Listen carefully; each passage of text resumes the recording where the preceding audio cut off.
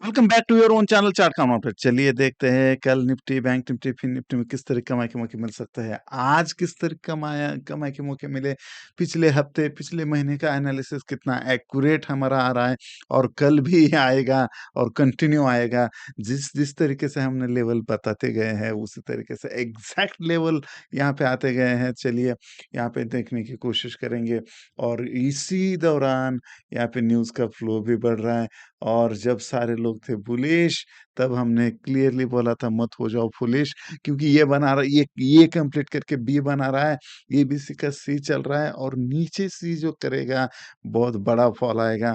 Right, मैंने bank Nifty में 2000 point का फॉल बताया, तो उसमें से 800 पॉइंट तो आज ही गिर गया। है कि नहीं? परसों-नरसों के पॉइंट निकालिए और भी गिरने वाला है। तो ये सारी चीज़ें हमें देखना है, लेकिन इतना हमें ओवर कॉन्फिडेंस में नहीं जाना है, स्टॉप लॉस लगा के रखना है और स्टेप बाय स्टेप हमें जाना है। और यहाँ पे जो सारे न्यूज़ फ्लो जो भी आ रहे हैं, वो भी देखने की अगर हम कोशिश करेंगे तो ये क्लियरली दिखाई दे रहा है, राइट, कि यहाँ पे गवर्नमेंट का क्या चल रहा है या कंपनियों का क्या चल रहा है, इसके ऊपर मैं कमेंट नहीं करना चाहता।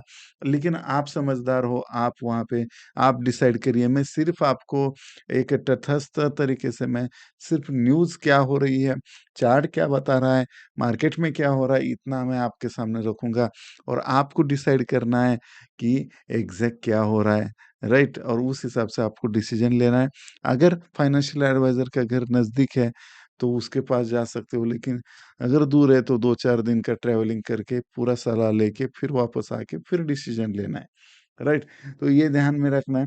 और यहाँ पे कंपनीज़ जो है फॉरेन बैंकों से फंड क्यों ले रही है कंटिन्यूअसली, राइट? और इसके रिगार्डिंग मैं न्यूज़ दिखाऊँगा तो वो ठीक नहीं रहेगा।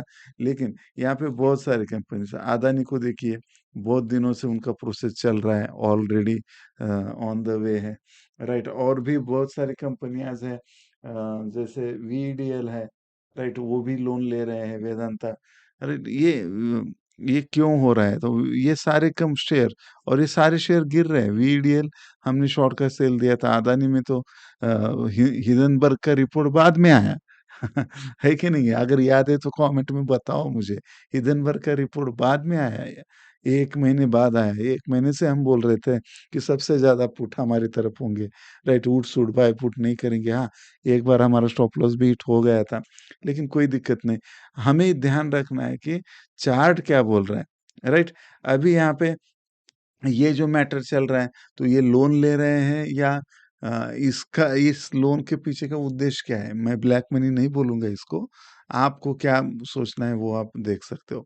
दूसरा, यहाँ पे जो कनाडा-इंडिया इश्यू चल रहा है, वो भी सिर चढ़ के बोल रहा है और यहाँ पे दिक्कतें थमने का नाम नहीं ले रही है, राइट? हम कुछ करेंगे, वो कुछ करेंगे, ये तो चलता रहेगा।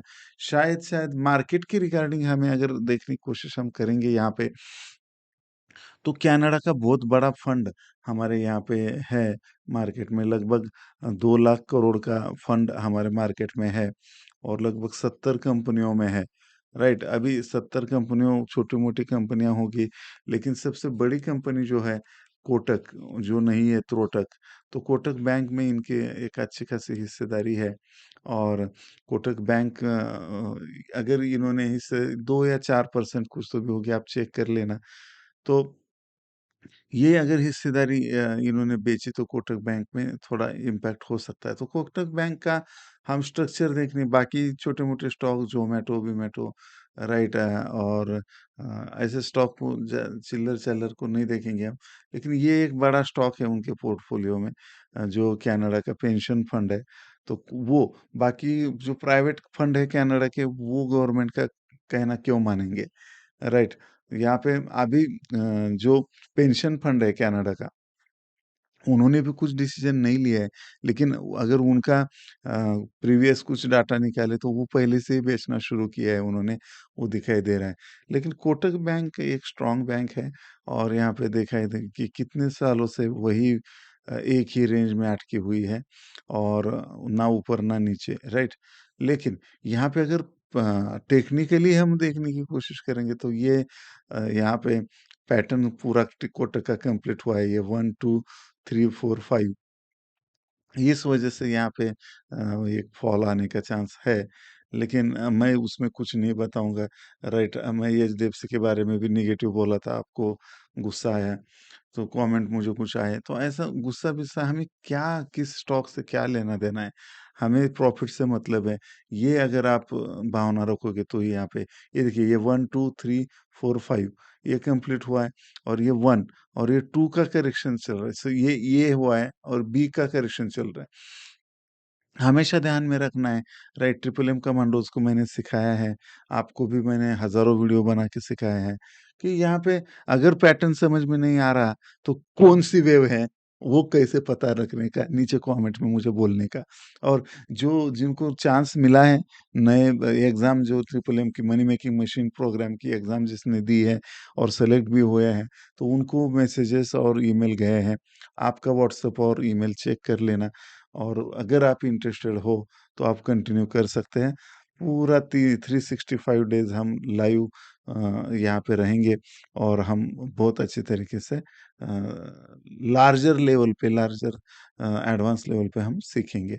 अब यहाँ पे देखने की कोशिश करें, तो ये बड़ी वाली रेड कैंडल आज भी आई है यहाँ पे, और यहाँ पे लगभग फॉल अच्छा खासा हुआ है। इस हफ्ते में 3-4% का फॉल हुआ है। अगर ये और बेचते हैं हिस्सा, तो नेक्स्ट टारगेट जो रहेगा कोटक बैंक का, वो 1700 रहेगा। अभी कोटक बैंक लगभग रेजिस्टेंस 2000 के आसपास गया था, 2000 को क्रॉस किया था, और 2000 से अभी 1755, हाँ, याद आ रहा है उसको 55।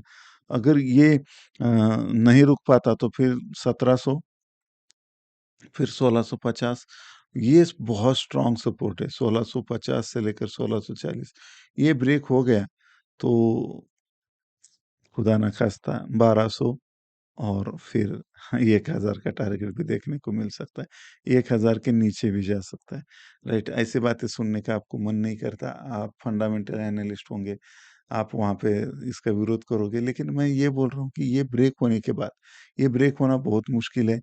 अगर यहाँ, लेकिन यहाँ पे ये बी चल रहा है, ये जो अगर सही है, तो सी का फॉल तो बड़ा आना ही है। तो सॉरी फॉर दैट, राइट? तो लेकिन हम यहाँ पे स्टॉप लॉस के साथ काम करेंगे, कुछ भी मन से नहीं करेंगे।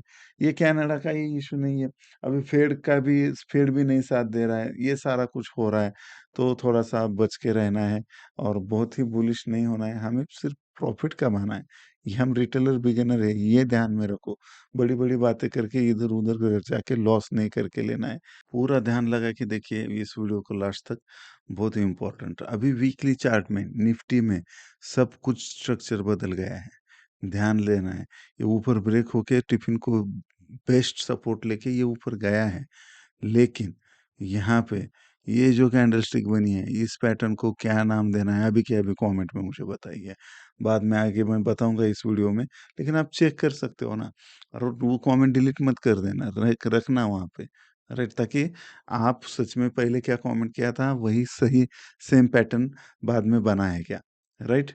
तो ये पैटर्न क्या बना है, और ये वीकली चार्ट पे है फ्रेंड्स, वीकली सब कुछ विकना पड़ेगा, राइट? तो ये वीकली चार्ट पे एक डेंजर पैटर्न बना है कैंडलस्टिक का, और मेरा पसंदीदा पैटर्न है, और अभी वीक का कल का लास्ट दिन बाकी है, तो ये पैटर्न है डार्क क्लाउड कवर, राइट? बहुत इसके भी रिगार्डिंग अगर डिटेल वीडियो चाहिए, तो मुझे कमेंट में बताना।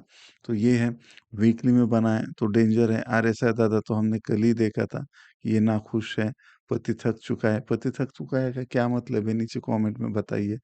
नहीं बताया बहुत लोगों ने, यानी आपको कुछ भी पता नहीं है, ऐसा यहाँ पे मीनिंग निकल के आ रहा है।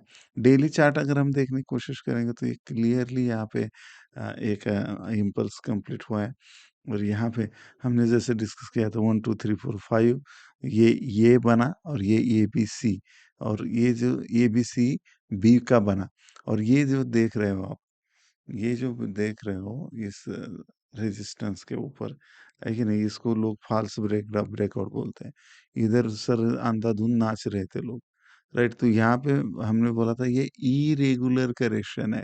ट्रिपल एम वालों, आपको तो पता होगा क्लियरली, इरेगुलर करेक्शन का आगे क्या होता है? कैसे ऑप्शन बाइंग में यूज़ होता है, ये सारे के लिए तो ट्रिपल एम के अभी एडमिशन शुरू हुए हैं, आप जॉइन हो सकते हो। लेकिन जिसने एग्ज़ाम दी है उसको ये चांस है, आपको नहीं है। आप ये एसएमटी बाप वगैरह कर सकते हो, एडवांस बॉम्ब डेली प्रॉफिट के लिए कर सकते हो। चार्ट कमांडो ऐप को डाउनलोड करिए। टेलीग्राम चैनल को डिस्क्रिप्शन में लिंक है, ज्वाइन करना ना भूलें। अब यहाँ पे ये खेलते हुए जाएगा और ये सी चल रहा है। अब सी यानी थर्ड वेव ही होते ही इम्पल्स होता है। तो कैसे गैप डाउन हो रहा है, राइट? यहाँ पे सिर्फ लेके पोजीशन बैठना होता है आराम से। मैंने कितनी बार बोला कि लेकिन थर्ड वेव जब चल रही है, सी वेव चल रही है, शांति से बैठे रहना है। करने के लिए कुछ होता ही नहीं है। बहुत लोग मुझे बोलते हैं, सर सर आप तो साइडवेज मार्केट में कितना एनालिसिस करते हो, कितना ज़्यादा वीडियो डालते हो, लेकिन इतना ज़बरदस्त ट्रेंड पकड़ने के बाद आप क्यों नहीं ज़्यादा अपडेट देते? तो इसका रीज़न यही है, अपडेट देने का क्या है उसमें? सिर्फ ये एंट्री करके आराम से बैठना है, कुछ करना ही नहीं है ना इसमें। डू एनीथिंग सिन ड्रॉप करोगे, लॉस में जाओगे, क्योंकि हर रोज़ वो गैप डाउन खुलता जाएगा आपको। राइट? या अप ट्रेंड में तो गया थर्ड वेव अप ट्रेंड चल रहा है तो वो गैप अप खुलता जाएगा। क्या करना क्या है? अगर आप एग्ज़िट एंट्री करो, प्रॉफिट ही नहीं बनेगा। तो हाँ, ऐसा हो रहा है ना डे ट्रेडर के साथ, गैप डाउन खुलता है, साइडवेज चला जाता है, गैप डाउन खुलता है, इतना अच्छा थर्ड वेव खाने का, मस्त आराम से बैठ के टिफ़िन को खोल के ट्रेल करके खाने का, राइट? समझने वालों की इशारा काफ़ी है। समझ रहा है तो कमेंट में बिल्कुल बताना। तो इस तरीके से यहाँ पे हम जा सकते, तो ये अभी डायरेक्ट फॉल ही होगा कंटिन्यूस ऐसा नहीं है, लेकिन ये छोटा-मोटा ये रिट्रेसमेंट करके फॉल हो सकता है। इसको छोटे टाइम फ्रेम में भी जाके देखेंगे, लेकिन टारगेट जो है कम से कम 19,458 से लेकर 19,278 यहाँ पे ये टारगेट मिनिमम आ सकते हैं। इसके नीचे भी जा सकता है, लेकिन ये है सकता है। हमें स्टॉप लॉस के साथ जो भी करना है, काम करना है। राइट, नेक्स्ट अगर इसको और छोटे टाइम फ्रेम में हम देखने की कोशिश करेंगे। ये चार्ट है 75 मिनट का, 75 मिनट का। यहाँ पे ये क्लियरली फिफ्थ कंप्लीट हुआ था और ये बीसी का सी यहाँ पे बाप पैटर्न बना था। कौन बताएगा यहाँ पे कौन सा बाप बना था? राइट, तो ये देखना है।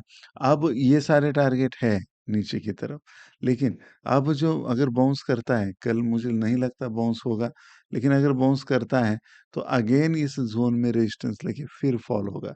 सेल ऑन राइज, क्या स्ट्रैटेजी यूज करनी है? Sell on rise, right? तो 19,833 से लेकर 900, ये एक 40-50 पॉइंट की रेंज है। ये रेजिस्टेंस का काम करेगी और फिर शॉर्ट करने का मौका बड़ा मिलेगा आपको, राइट? इस हिसाब से यहाँ पे टारगेट्स मैंने नीचे दिए हैं, स्क्रीनशॉट निकाल के आप इसके ऊपर काम कर सकते हो। यहाँ पे बैंक निफ्टी को देखेंगे, वही सेम पहला टारगेट तो ऑलरेडी अचीव हो चुका है, राइट? और हमने चीख-चीख के यहाँ पे ये टिफ़िन निकाल के बोला था इसके नीचे पूरा बेयरिश होगा, फास्ट आएगा नीचे।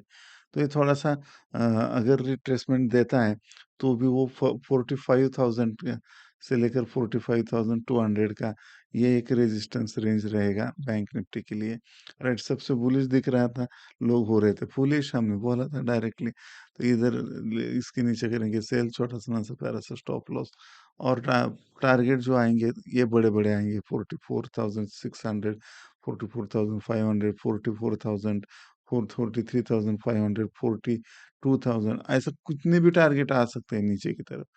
तो आपको सिर्फ ट्रेल करना है। सर इसमें एनालिसिस बताओ ना सर, ऐसा रोते हुए नहीं बैठना है। इसको सिर्फ ट्रेल करना है। ये जो है ना निकाला है, टिफ़िन कैसे निकालते हैं, डीएससी ज़ोन कैसे निकालते हैं वो पता नहीं है, तो चार्ट कमांडो डीएससी ज़ोन सीधा सर्च करो गूगल पे, यूट्यूब पे मिल जाएगा, सब कुछ फ्री है, राइट? रोने का नहीं इधर। और इधर और भी देखेंगे तो इधर ये देखिए डेली चार्ट में भी ये क्लियरली दिखाई देगा आपको। यहाँ पे कुछ भी ये और युगों-युगों से यही बताते आ रहे हैं हम। जब झाँसी की रानी गई थी तात्या टोपे और वो उधर लड़ाई चल रही थी, तब से मैं बता रहा हूँ ये आपको। ये देखिए ये 1, 2, 3, 4, 5, ये कंप्लीट हुआ और फिर ये भी सी, ये बी कंप्लीट हुआ और नॉन स्टॉप अभी सी देखो कैसे सी कर रहा है ये। शिवाय का ही बोलता। तो ये देखिए, तो यहाँ पे टारगेट जो पहला टारगेट तो 61 पॉइंट का परसेंट का अचीव हो चुका है। दूसरा टारगेट 43,500 और तीसरा टारगेट 42,900 का। ये तो कम से कम टारगेट आ सकते हैं। ये एक ज़ोन है, तो 43,500 के आसपास आपको थोड़ा-सा कॉशियस रहना है। उस हिसाब से पूरा प्लान करना है। छोटे टाइम फ्रेम में और जाके देखेंगे छोटू, तो इधर आपको ये सेम जो है रेंज जो हमने अभी डिस्कस किया था वही रेंज आ रही है। फिन निफ्टी का भी वही है। अभी रेजिस्टेंस रेंज अभी इसको हम डिलीट करेंगे और इसको भी हम रेजिस्टेंस रेंज निकालते हैं।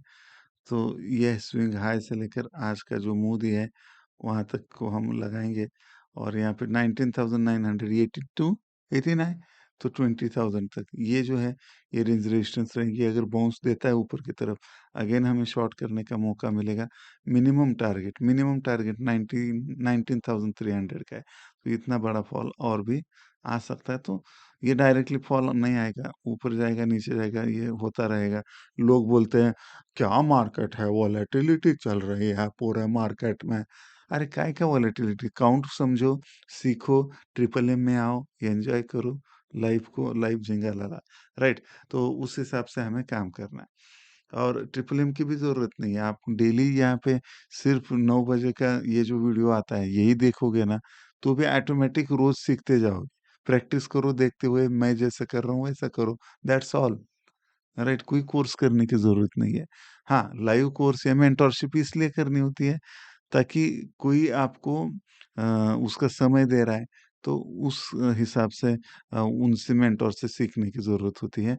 लेकिन अगर आपको समय नहीं चाहिए मेरा, तो मैंने ऑलरेडी सब कुछ फ्री दिया है।